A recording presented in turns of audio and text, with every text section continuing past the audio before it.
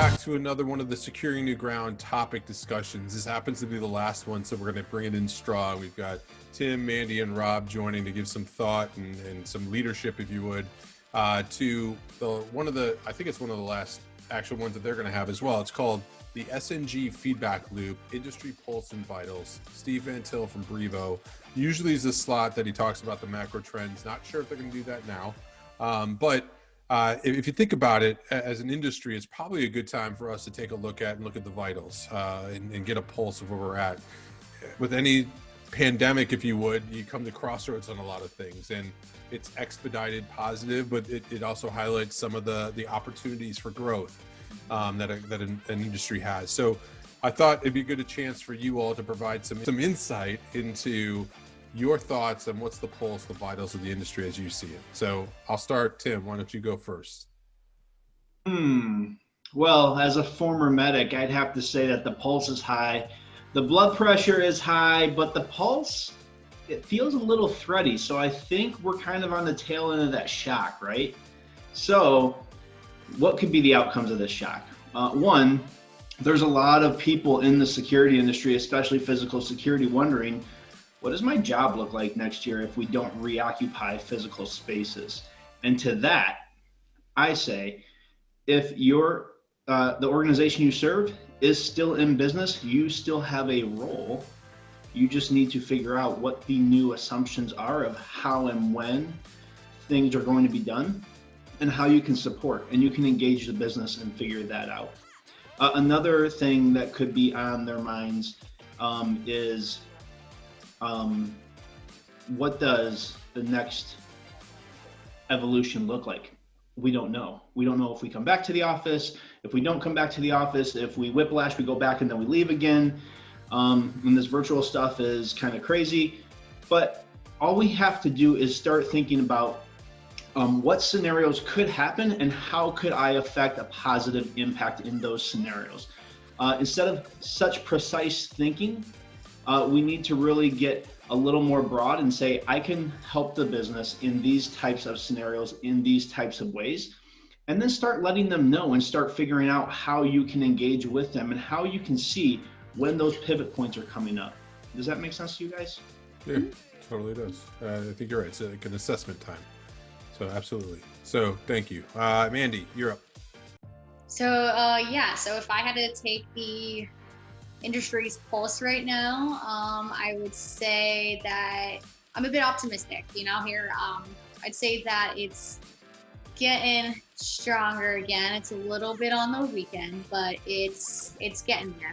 I think because we're all sitting back and realizing what we need to do in order to get ourselves back on track and what we need to do in order to help everyone, every industry, every vertical right now. Companies are taking a look at different ways of meeting customers' needs with certain things like touchless access, as well as now we're going to see, I think, more collaborations coming out of this, just because, like Tim mentioned, companies need to pivot, and they need to pivot fast, and they need to be able to offer customers these new solutions because of COVID.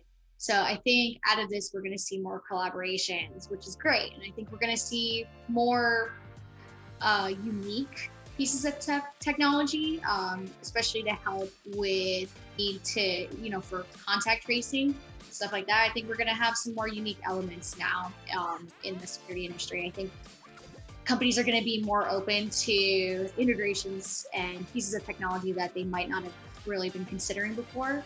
But I think this is just going to all lead to positive change in the industry and really some really cool pieces of technology and solutions coming our way. So it's exciting.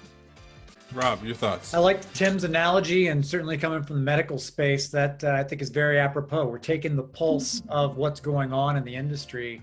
And I think to Tim's point, what is the pulse? And is it slowing? Is it faint? What's going on? And I think a lot of manufacturers and integrators and even customers are having to ask, what's happening? And what should we be delivering for tomorrow?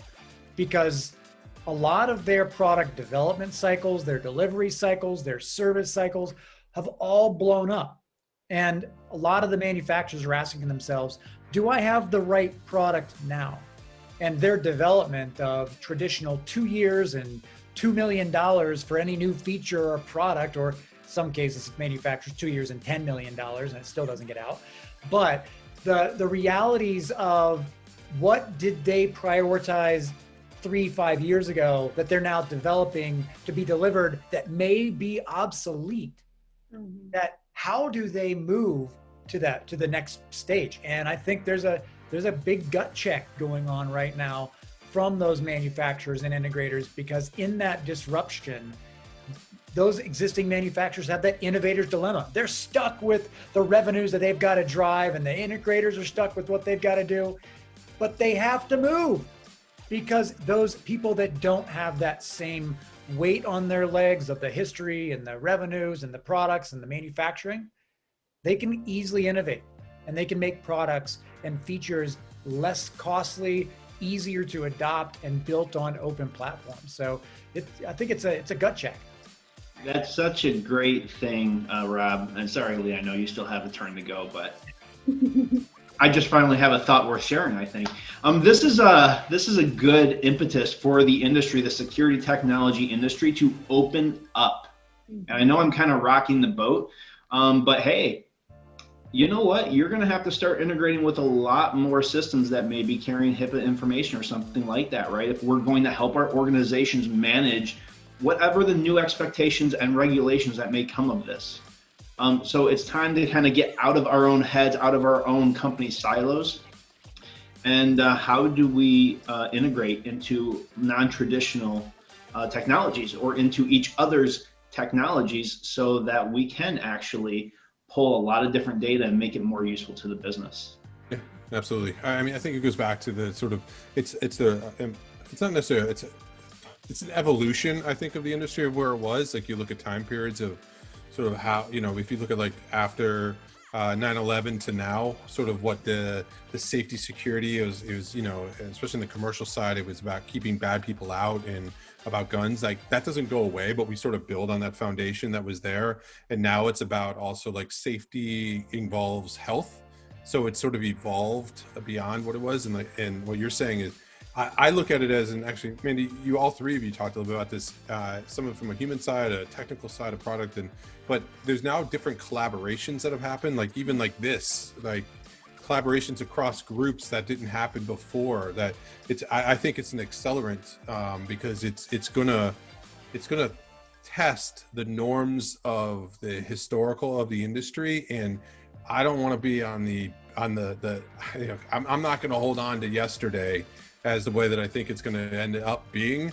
And I think the people that let go of it, but don't forget, because I don't think we as an industry celebrate enough the history that we do have. Like, instantly when you talk about change and that it goes to the sort of binary negative side of like, that was bad, this is good, and it's not. There's a combination, I think, that if our industry gets a point of view and starts to celebrate that, it's going to be sort of like mixing it together, which then creates a better formula that will help us get to whatever it is that we next have. And I don't know, like, I think we need to pull up the people that are maybe holding on to yesterday or afraid. And, there needs to be new people that come in and people that go out and like all of that. It's another way of saying it that I like to is that the industry's molting and that's okay. And I think we have to be all right with it and recognize that it's going to happen. So in my case, Pulse is, it was hysterical for a while. Deep breaths, taking a look back. You're seeing some of the stuff that like maybe was fads are not going to be norms, and now I think we'll come out of it. So awesome, great insights. Appreciate you all as always. Thank you very much for doing this. We'll keep the conversation going, and I look forward to seeing what Steve Ventil has to say about the pulse and the vitals of the industry. So thank you all very much for sharing your insights. Absolutely. Thanks, Lee. Thank you.